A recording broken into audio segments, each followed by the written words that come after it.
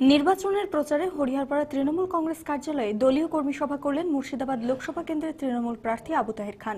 এছাড়া উপস্থিত ছিলেন হরিহরপাড়া বিধায়ক নিয়ামত শেখ, ব্লক সভাপতি শামসুজ্জোহা বিশ্বাস সহ একাধিক দলীয় নেতৃত্ব।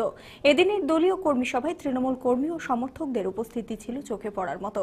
পাশাপাশি এদিন হরিহরপাড়া বাজার এলাকায় প্রার্থী আবু তাহের খান পায়ে হেঁটে প্রচার করেন।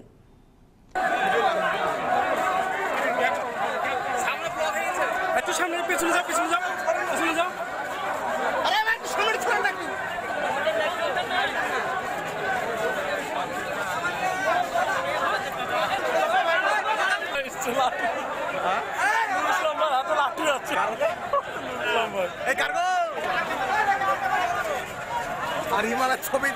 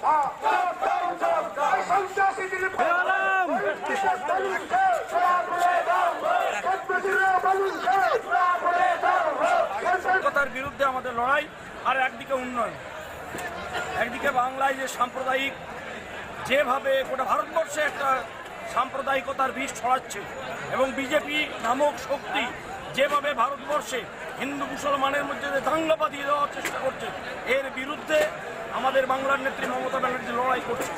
আর একদিকে কৃষকদের যে উন্নয়ন, সাধারণ মানুষের যে উন্নয়ন, রাস্তাঘাট থেকে আরম্ভ করে চিকিৎসা, সমস্ত ক্ষেত্রে যে উন্নয়ন, সেই উন্নয়নই হচ্ছে আমাদের মূল হাতিয়ার। সেই নিয়ে আমাদের লড়াই, সেই নিয়ে আমাদের এগিয়ে যাওয়া। মমতা বন্দ্যোপাধ্যায় যেভাবে উন্নয়ন করেছে আপনাদের সবার চোখের সামনে, তারপরে আমাদের পঞ্চায়েত ভোটে 30 স্তর ভোটে আমরা সমস্ত পঞ্চায়েত লোকসভায় যে স্লোগান আমাদের 42টার মধ্যে 42টা আমাদের সবার মধ্যে অন্তরের মধ্যে আমাদের মাননীয় মুখ্যমন্ত্রী যেভাবে আমাদের অধীর চৌধুরীকে হিরো থেকে জিরো বানিয়ে দেবো। আপনারা দেখবেন এই লোকসভা নির্বাচনে তার প্রমাণ দেব আমি এবং নিয়ামত ভাই এবং আপনারা সকলে। কারণ বাংলার কংগ্রেসকে দিয়ে বিজেপির বিরুদ্ধে লড়াই সম্ভব, বাংলার কংগ্রেসকে দিয়ে বিজেপির বিরুদ্ধে লড়াই সম্ভব নয়। কারণ এরা সিপিএম এর দোষর, একে অপরের পরিপূরক। যে সিপিএম এত মানুষ খুন করছে, সেই সিপিএম এর সঙ্গে হাত। আমি আমাদের বিস্তারিত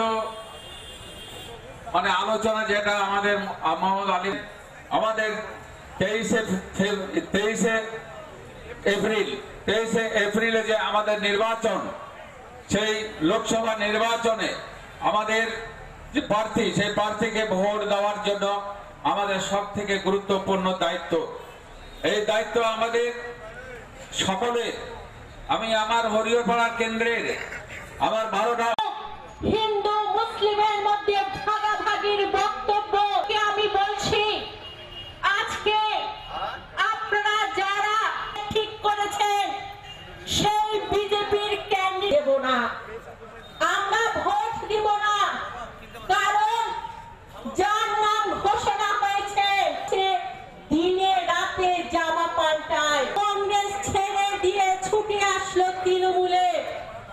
তৃণমূল যখন এই মানুষটাকে চিনে গেল, সঙ্গে সঙ্গে ফিরে গেল।